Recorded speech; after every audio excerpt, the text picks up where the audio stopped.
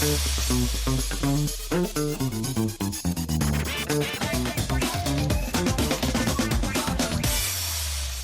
there, welcome to Most Buffalo. I'm Lauren Hall. Thanks for being with us. We have a lot to get to today, including a visit to Polar Bear Days at the Buffalo Zoo.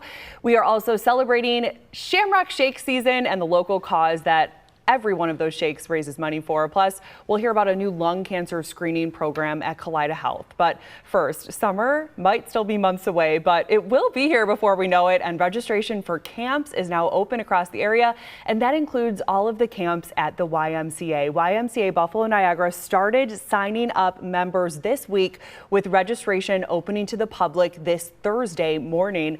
The YMCA expects thousands of kids to attend their camps across 11 locations in Western New York, including outdoor adventure camps and traditional day camps. Here to tell us everything about camp at the YMCA is the YMCA's VP of Education and Childcare, Brenna Lupo. Thanks for being here, Brenna. Thank you so much for having us, Lauren. And this is a great day for members to sign up, or for maybe people to join the Y so that they can sign up. Absolutely. Today started at 9 a.m. started our registration for our members, and for those that are not members, we are waiving the join fee to the YMCA today so they can become members and sign up right away so they don't miss out on summer camp. And that's just for Monday, February 16th. Monday, February 16th, waive the join fee. But Thursday, general public can apply for camps. So what should people know if they're looking for camps for their kids? For Thursday, they should know what they're looking for and right away get on right at 9 a.m. so they're able to register right away. Our camps do fill up quickly, especially those at our branches, so they should know exactly what they're looking for their kiddos and what their kiddos are into. So explain what you offer. You have some camps, like you mentioned, at the branches, and you also have some off-site camps. Yeah, so our camps at the branches are your traditional day camps. So the kids are gonna be indoors and outdoors. They're gonna have, all of our camps have free swim lessons included in them. They're gonna do your traditional STEM, arts and crafts, things like that, character development. And then for our outdoor camps, we have Camp Keenan, Camp Tehigwa, and Camp Eggert, spread out throughout Western New York. Those are your outdoor adventure camps. So you're gonna see rock wall, zip line, outdoor swimming with those swim lessons still included. They are outdoor-based camps, so they're your fun and bugs. Kind of what you think of when you think of summer camp, exactly. Right? And are they all for boys and girls? Yep, boys and girls, all the way from ages 4 up to 15, and we round that up with our counselor and training programs for our teens. And you mentioned some have transportation as well. Yes, so Camp Tehigwa, which is located in Corfu, New York, we offer free busing from our Lancaster Day Camp location at Como Park Elementary School and from our Independent Health Branch in Amherst. And then Camp Keenan in Lockport, we offer busing from our Lockport YMCA. And they're open for 1 week at a time registration, or can you sign up for the whole summer? You can sign up for the whole summer. You can sign up for 1 week at a time. We know how busy families are, so if you know, it's better to know your summer schedule ahead of time. Again, we know that we're months out, but the camps do fill. So if you know that schedule already, that's best. And where can people find, I know there's a lot of information here. I know it's all online probably. Yes. What is your advice for people kind of logging on? Maybe they're doing this for the first time. Yeah, go to ymcabn.org. And under programs, click on day camps, and everything is laid out right there for you, including our parent handbook, any kind of medication forms that you might need to submit to us, as well as hours of operations, days, if breakfast and lunch is included at the camp location you're looking at, and all kinds of information. And we know you also offer some financial assistance for families that might need it. Yes, we offer our Access for All program for families who might need it. It's a simple application that you bring into the branch with proof of income, and you can be awarded up to 50% off of summer camp. So we don't want anybody to miss out on the magic of summer camp. What does it mean to be able to welcome thousands of kids across Western New York to these camps every year? It is my favorite part of the year. I get so excited, especially that first day of camp, to see everybody come back. We have thousands of kids throughout the year, especially in our UPK and after school programs, but to see them all come together, to see their friends they maybe haven't seen for the full year is really exciting. Brenna Lupo is the VP of Education and Childcare at YMCA Buffalo Niagara. Thanks for being here to kick off camp season. We appreciate it. And new today on Most Buffalo, the Buffalo Zoo is celebrating Polar Bear Days this week. If you love the bears, now is a great time to stop by because Luna and Sakari are on exhibit together for a very special reason. Valentine's Day may be over, but it's still the season of love for the resident polar bears at the Buffalo Zoo. You can see that Sakari's, all about Luna. Luna's all about him, so love is definitely in the air at Buffalo Zoo. If the polar bear pair seem particularly affectionate, it's because up until now they have been separated for months. We recently reunited the bears together after denning season, so this is now the breeding season. And so we started the process really slow, introducing them in our off exhibit areas through like a viewing screen where they can smell and see each other, but not physically with each other yet. It progressed really quickly because Sakari loves Luna. So it was a really easy, smooth process. It's a yearly ritual with the ultimate goal of conservation of the species, aka producing polar bear cubs. Every year we're really hopeful that they'll be successful at having offspring. We've not been there yet. So we have our fingers crossed this year that, they will have successful breeding and hopefully babies in the wintertime. The zoo hasn't welcomed a cub since Luna herself was born here in 2012, but staff say patience is key, especially now. With Luna right now being 13, this is the prime breeding age, so she's still young and we have time.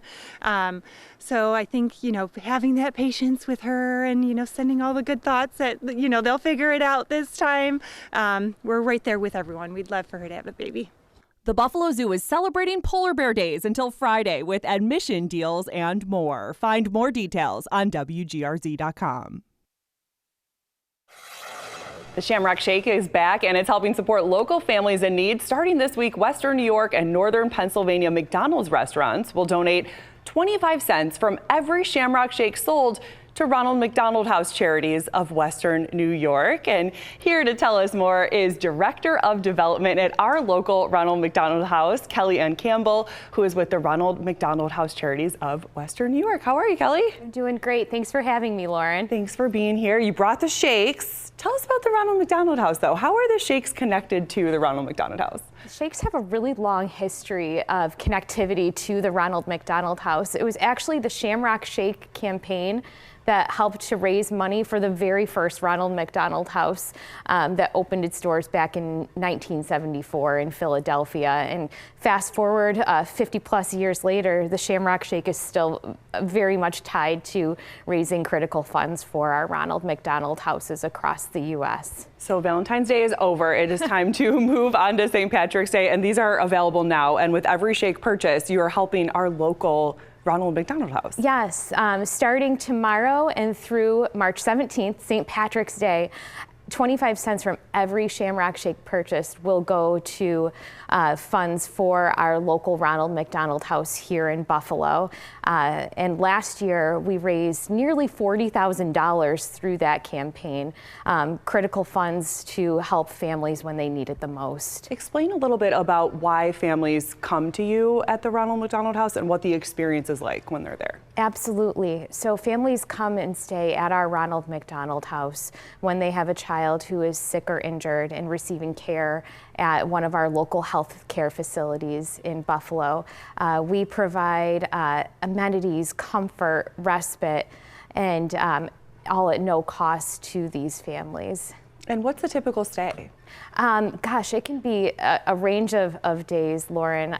It can be anywhere from an overnight all the way up to we've had families who have stayed with us for well over 1 year. Wow. And you said sick or injured children. A lot of times they're families of newborns that are there for different reasons too, right? There are. We do have a lot of parents who stay with us that have a newborn baby who is in the NICU, not quite ready to go home yet, but very critical that the parents stay close to their newborn baby. So we're grateful to be able to offer our Ronald McDonald House to those new parents. And something new this year that you've been doing is sending them home with a care package as well. Yeah, we want to make sure that the transition from a family staying with us at our house to their first nights home are a smooth one. So we've been offering up care bags to send home with those families, getting them a few grocery items and a few other amenities to get them started on the right foot. So this is just some of where 25 cents from every local Shamrock Shake sold is going to help the mission at the Ronald McDonald House Charities of Western New York. I know you're always looking for the local community to get involved with volunteering and different things like that too. So where can people go for more information, and where's the house located? Absolutely. So our house is located on West Ferry Street in the heart of downtown Buffalo. And if you're interested in helping out, there are many ways you can help out at our Ronald McDonald House and also our hospital programs. And the best way to find out more is to visit our website, which is rmhcwny.org. Kellyanne Campbell is here from Ronald McDonald House Charities of Western New York. Cheers to Shamrock Shake season. Thanks for being here. Thank you so much, Lauren.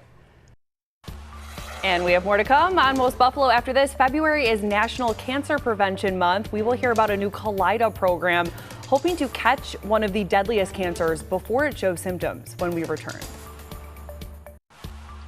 Back now on Most Buffalo, February is National Cancer Prevention Month. Kaleida Health is launching a new program aimed at catching lung cancer early and when it is most treatable. The initiative offers low-dose CT scans to people who meet certain risk factors, including age and smoking history. Here to tell us more is Dr. Azam Ghafour, a medical oncologist specializing in lung cancer treatment. Thanks for coming on, Dr. Ghafour. Thank you so much. So this new program is going on now. That's correct. Who are you trying to reach with this new screening program? So essentially we're trying to reach high-risk individuals to getting lung cancer. That's typically your heavy smokers, age 50 to 80 years old, and who've smoked about 20 pack history smoking. So what that means is that if someone smoked 1 pack per day for 20 years, or someone who smoked 2 packs per day for 10 years, that's equivalent to a 20-year pack smoking history. And for an individual with that history, what is the typical path to diagnosis? So the typical path to diagnosis is once we undergo the low-dose CT scan, then we risk and we classify how high risk the nodule lesion is. If it looks suspicious for malignancy, then we have a specialized team at Kaleida with pulmonologists, surgical oncologists, and medical oncologists like myself, who then create a specialized plan for that individual. If it's high risk, then we may proceed to a biopsy. But if it's a low risk, we may just follow up with a short interval scan. And this new screening program, why was it needed? Why is it a good option for individuals? Well, we know lung cancer is the most devastating and highest risk of mortality of all the cancers in the United States. And what we know from the studies that the low-dose CT can actually reduce lung cancer mortality or deaths by 20%. So this lung screening program is very critical, as critical, not less than your mammograms or your colonoscopies. So we're really urging these high-risk individuals, age 50 to 80 years old, and also they must have smoked within the last 15 years or current smokers. Because we know the risk, if someone has stopped smoking, beyond 15 years, that risk goes down. So if this is sounding like someone that you know or yourself and you're interested in getting screened, what can people do? So people can either self-refer. There's a phone number we have, 716-254-LUNG, or they can talk to their primary care doctor. And we have locations all around Western New York with Kaleida Health that can funnel those patients to us, and then we have the lung screening program here in downtown. So you have it right at the hospital downtown? That's correct. And yeah. then what is the process like for that screening? So the process is pretty simple. So they undergo a low-dose CT scan in the radiology suite. It takes a few minutes. It's non-invasive, it's painless, and usually the results are there within 1 or 2 days. And that's when we look at it together and see what is the risk of cancer if we find something. And how important is it to catch any kind of cancer early during this Cancer Prevention Month? It is absolutely important. So if we catch cancer at stage 1, your 5-year risk of survival is greater than 75 to 80%. But if it's stage 4 advanced, that probability goes less than 10% of survival. Anything else you would say to anyone who might be on the fence about getting screened? So I think it's very important to stop smoking, obviously, and if you are a heavy smoker who meets that eligibility, then should definitely enroll in the lung cancer screening program. And I want to go further that in our program, we're actually expanding it to blood-based tests too. We know that lung screening CT may not only help, but there's also adding some genetic testing, we know genetic testing may actually accelerate the development of lung cancer. And one more time, the phone number for people interested in the lung cancer screening program, the new program. It's 716-254-LUNG. Dr. Izam Ghafour is joining us today from Kaleida Health. We appreciate it so much. Thank you so much. And new on Most Buffalo, we're also celebrating local history at the Tonawanda Kenmore Historical Museum. Here's our Kevin O'Neill. So, where Elmwood Avenue ends, its northern terminus, right at the 290, there's a street called Kanucky Road, K-N-O-C-H-E, Kanucky Road. And on that road, you will see a very large cemetery, and then you will see a beautiful former church. And now it's the site of the Historical Society Museum for Kenmore and Tonawanda. How are you, Marge Murray? It's nice to see you. Okay, so obviously Erie Canal is a big year, the bicentennial for the canal, but it's a big part, of course, of Tonawanda history. Yes, well, a lot of the farmers gave up their land along the now canal pathway to foster transportation and the development of New York City, if you really want to get into it. That's true, too. Yes. And the development of the city of Tonawanda. So as the area by the canal, it's not a coincidence that the city of Tonawanda is by the canal and the town of Tonawanda is more inland, so to speak. That's correct. The original settlers were along the Tonawanda Creek, which became part of the Erie Canal. Ellicott Creek also, and then they had to cut through land to make the Erie Canal. Because of course you can't draw you can't go against the current of the Niagara River, so you need a nice stretch of flat water. Take a walk with me towards the front here, and again, as the needs were different as they grew industrially by the canal, and so the city of Tonawanda was formed, and it was still more agricultural inland, so the town of Tonawanda had different concerns, and that's why they sort of split apart into two different municipalities. All about the taxes. What can people do here with this beautiful building? Well, they can come and look at our collection. They can, of course, look at the yearbooks that they long ago got rid of. They can look through our research notebooks and see various topics. We have exhibits about Tonawanda's airport history. We had 2 airports here in the town, one for Curtis and one for Bell. They can, of course, see this beautiful old 1849 building and the original pulpit and the original organ, the original pews. Beautiful. So, I appreciate a visit here. I really do. I thank you so much for your time, Margie Murray. So the website for more information, make sure I get it right. Okay, I'm known to screw up the website. Is kentonhistory.org? Yes, right there on the screen. Whew, there you go for more information on the building and the programs inside it. On your side in the town of Tonawanda, I'm Kevin O'Neill, Channel 2 News. Thanks, Kevin. Coming up, it's almost Lunar New Year. We'll talk about some local celebrations when we return.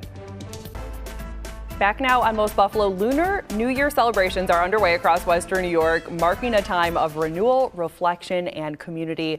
Local organizations are hosting events featuring traditional music, dance, and cultural performances, while also promoting leadership and civic engagement within Asian American, Native Hawaiian, and Pacific Islander communities. Here to tell us more from the Asian Pacific American Public Affairs Buffalo Niagara chapter, June Wang Tiedemann and her daughter Grace. Thanks for being here, June and Grace. Thanks for having us. When is Lunar New Year this year? What year is it going to be? It's tomorrow. It's the year of a horse that we're celebrating next year. And what does that mean?